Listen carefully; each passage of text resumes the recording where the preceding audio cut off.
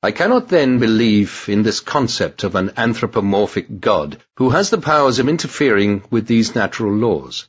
As I said before, the most beautiful and most profound religious emotion that we can experience is the sensation of the mystical.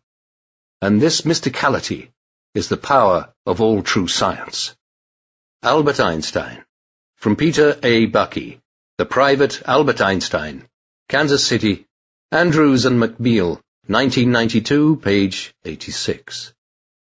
The mystical trend of our time, which shows itself particularly in the rampant growth of the so-called theosophy and spiritualism, is for me no more than a symptom of weakness and confusion, since our inner experiences consist of reproductions and combinations of sensory impressions. The concept of a soul without a body seems to me to be empty and devoid of meaning. Albert Einstein. In a letter, February 5, 1921. From Albert Einstein, The Human Side. Page 40. Mere unbelief in a personal God is no philosophy at all. Albert Einstein, letter to V.T. Aaltonen, May 7, 1952. Einstein Archive, 59-059. From the expanded quotable Einstein, page 216. I have repeatedly said that in my opinion the idea of a personal God is a childlike one.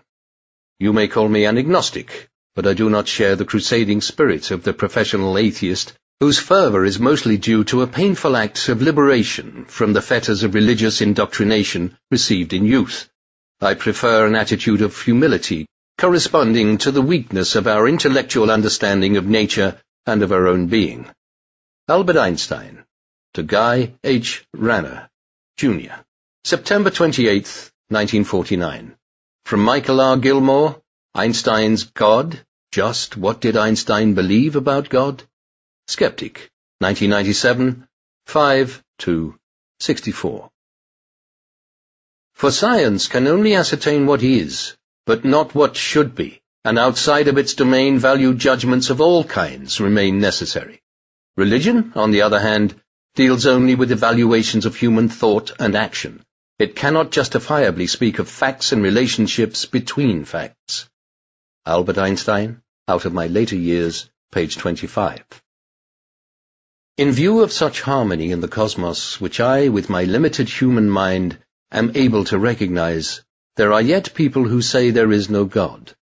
But what really makes me angry is that they quote me for the support of such views. Albert Einstein. According to the testimony of Prince Hubertus of Lowenstein, as quoted by Ronald W. Clark, Einstein, The Life and Times, page 425. I received your letter of June 10th. I have never talked to a Jesuit priest in my life, and I am astonished by the audacity to tell such lies about me. From the viewpoint of a Jesuit priest, I am, of course, and have always been, an atheist. Your counter-arguments seem to me very correct and could hardly be better formulated. It is always misleading to use anthropomorphical concepts in dealing with things outside the human sphere. Childish analogies.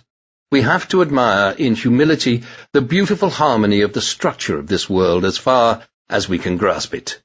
And that is all. Albert Einstein. To Guy H. Ranner, Jr., July 2nd, 1945. Responding to a rumor that a Jesuit priest had caused Einstein to convert from atheism. From Michael R. Gilmore, Einstein's God. Just what did Einstein believe about God? Skeptic. 1997, 5-62. I am convinced that some political and social activities and practices of the Catholic organizations are detrimental and even dangerous for the community as a whole, here and everywhere. I mention here only the fight against birth control at a time when overpopulation in various countries has become a serious threat to the health of people and a grave obstacle to any attempt to organize peace on this planet.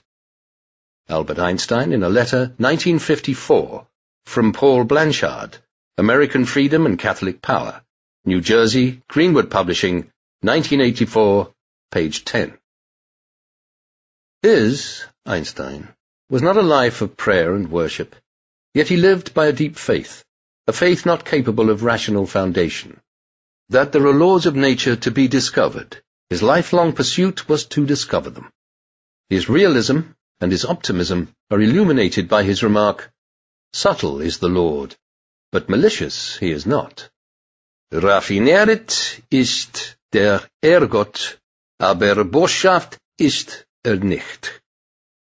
When asked by a colleague what he meant by that, he replied, "Nature hides her secret because of her essential loftiness, but not by means of ruse.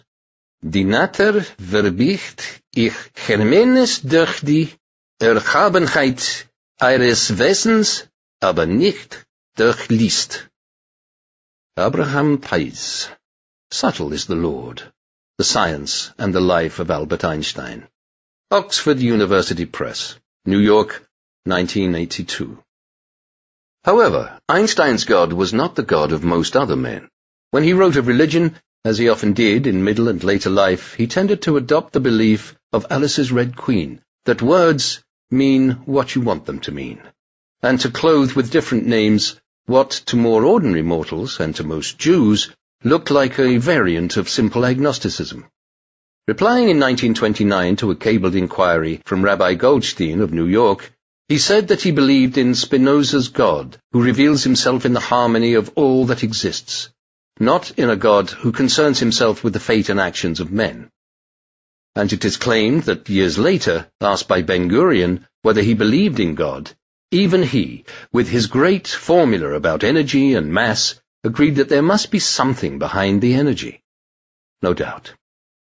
But much of Einstein's writing gives the impression of belief in a God, even more intangible and impersonal than a celestial machine-minder, running the universe with indisputable authority and expert touch. Instead, Einstein's God appears as the physical world itself, with its infinitely marvelous structure operating at atomic level with the beauty of a craftsman's wristwatch, and at stellar level with the majesty of a massive cyclotron. This was belief enough. It grew early and rooted deep. Only later was it dignified by the title of cosmic religion, a phrase which gave plausible respectability to the views of a man who did not believe in a life after death, and who felt that if virtue paid off in the earthly one, then this was the result of cause and effect rather than celestial reward. Einstein's God thus stood for an orderly system obeying rules which could be discovered by those who had the courage, imagination, and persistence to go on searching for them. It was to this past which he began to turn his mind, soon after the age of 12. The rest of his life, everything else was to seem almost trivial by comparison. Ronald W. Clark, Einstein, The Life and Times, New York, World Publishing, 1971, pages 19 to 20.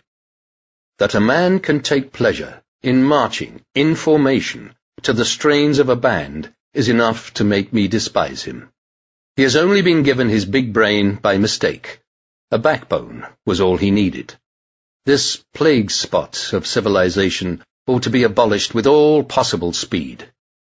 100 times every day I remind myself that my inner and outer life depend on the labors of other men, living and dead, and that I must exert myself in order to give in the measure as I have received and am still receiving.